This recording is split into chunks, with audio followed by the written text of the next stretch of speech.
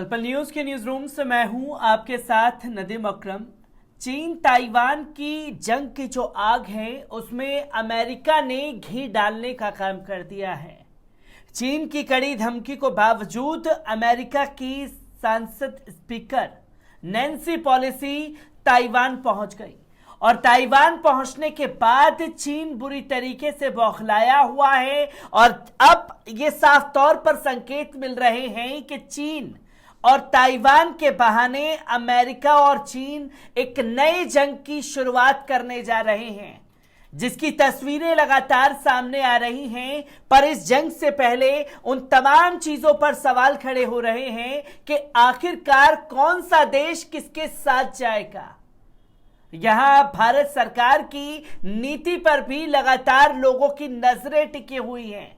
हालांकि Nancy Pelosi की Taiwan यात्रा को लेकर के या चीन ताइवान के बीच जो जंगी माहौल बना हुआ है उस पर भारत सरकार का कोई स्टैंड क्लियर नहीं हुआ है, पर यहां भक्तों ने पहले ही ये मन में ठान लिया है कि जो भारत सरकार है वो ताइवान के साथ खड़ी हो जाएगी और तमाम तरीके के अनाउंसमेंट करते हुए तमाम अंधभक्त नजर आ रहे हैं, जो चीन ताइवान के लिए भी कांग्रेस को जिम्मेदार ठहरा रहे हैं। जहां लगातार आरोप प्रत्यारोप का दौर शुरू हो गया है, तो वहीं अंधभक्तों को पूरा विश्वास है कि मोदी सरकार उनके समर्थन में आकर के ताइवान का साथ देगी।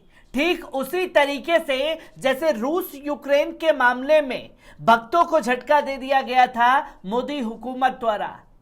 इसकी तस्वीरें लगातार सामने आई थी और तमाम प्रतिक्रियाओं के दौर भी ताइवान को लेकर के शुरू हो गए हैं, जहां भारतीय जनता पार्टी के सांसद सुब्रमण्यम स्वामी ने कांग्रेस को ताइवान को लेकर के घेरा, तो मनीष तिवारी कांग्रेस के सांसद ने कड़े शब्दों में आड़े हाथ भारतीय जनता पार्टी को ले लिया है।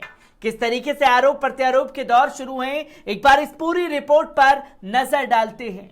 आपको बता दें कि बीजेपी नेता और पूर्व सांसद सुब्रमण्यम स्वामी ने ताइवान और तिब्बत को लेकर पूर्व प्रधानमंत्री जवाहरलाल नेहरू और अटल बिहारी वाजपेयी पर सवाल उठाए हैं।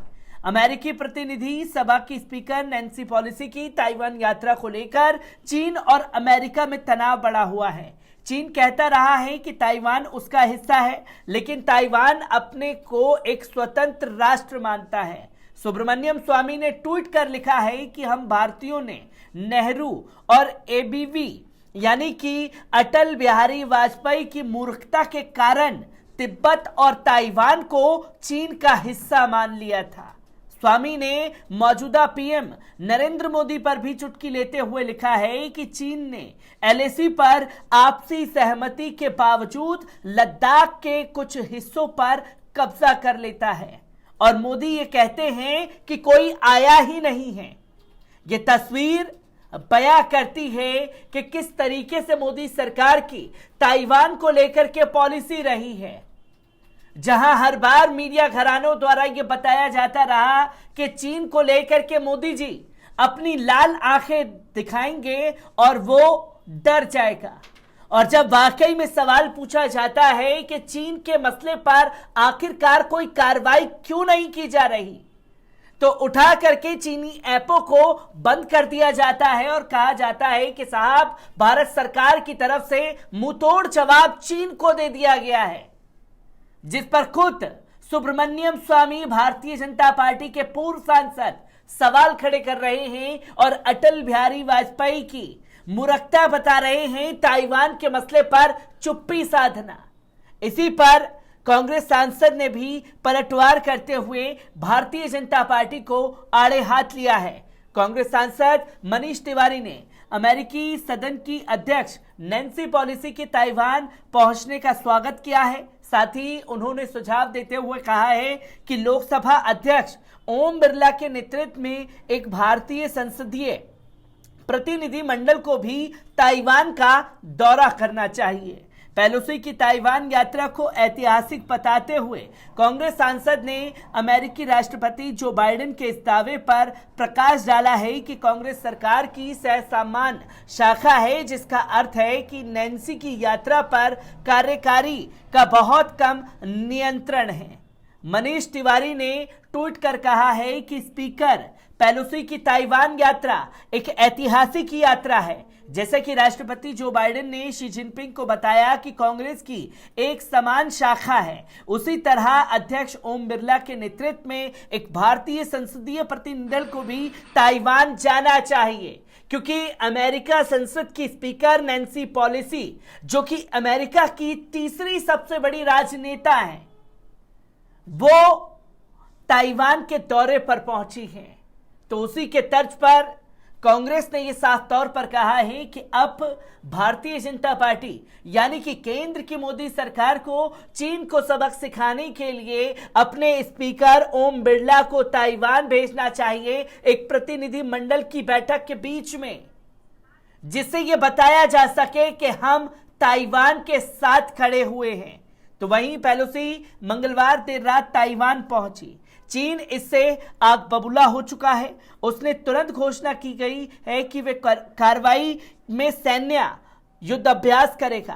पेलोसी की यात्रा ने चीन और संयुक्त राज्य अमेरिका के बीच तनाव बढ़ा दिया है, क्योंकि बीजिंग ताइवान को अपनी एक चीन नीति के तहत अपने क्षेत्र के हिस्से के रूप में दावा करता रहा है। हालांकि व्हाइट हाउस ने जोर देकर कहा है कि पेलोसी की ताइवान यात्रा चीनी संप्रभुता या अमेरिका की लंबे समय से चली आ रही एक चीन नीति का बिल्कुल उल्लंघन नहीं है। जहां नैन्सी पेलोसी के इस कदम से दुनिया एक जंग की तरफ बढ़ रही है, जहां चीन और ताइवान आमने सामने होंगे, पर असल में अमेरिका ने जिस तरह से चीन को ललकारने का काम किया है, उस ललकार का क्या आगाज होगा, यह भी देखने वाली तस्वीरें होने वाली हैं। क्योंकि लगातार भारत सरकार ने ताइवान के मसले पर चुप्पी साध रखी है, पर भले ही भारत सरकार का ताइवान को लेकर के कोई स्टेटमेंट सामने ना आया हो, पर अंधभक्त ये मान करके बैठे हुए हैं कि भारत सरकार ताइवान के साथ जाने वाली है। आपको बताएं कि अमेरिका प्रतिनिधि सभा की स्पीकर नैन्सी पेलोसी ताइवान पहुंच गई। नैन्सी ने साफ कर दिया कि अमेरिका सुरक्षा के मुद्दे पर ताइवान के साथ खड़ा है। नैन्सी पेलोसी के दौरे से चीन खफा है और बार बार धमकी दे रहा है। चीन ताइवान से खट्टे फल और मछली के उत्पाद के आयात को सस्पेंड कर दिया गया है।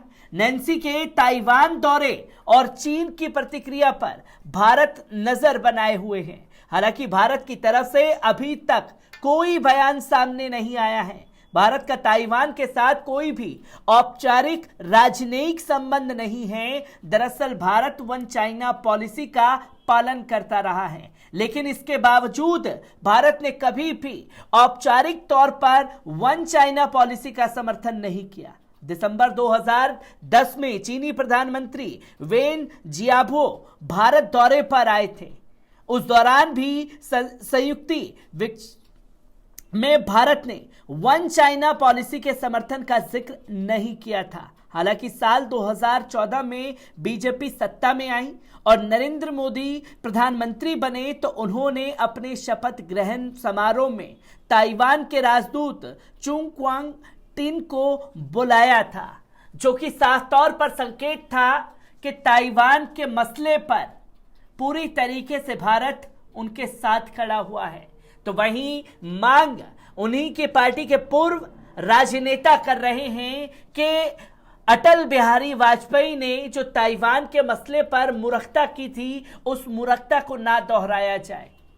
तो वहीं कांग्रेस के सांसद का साफ तौर पर कहना है कि मोदी सरकार को एक मीटिंग बुलानी चाहिए और भारत के स्पीकर को ताइवान का दौरा करना चाहिए, जिस तरीके से अमेरिका ने यह दौरा किया है। और अब जो तस्वीरें भारत, ताइवान, चीन को लेकर के सामने आ रही हैं, वो किस आगाज पर पहुंचेंगी, ये सबसे बड़ा सवाल खड़ा हो जाता है।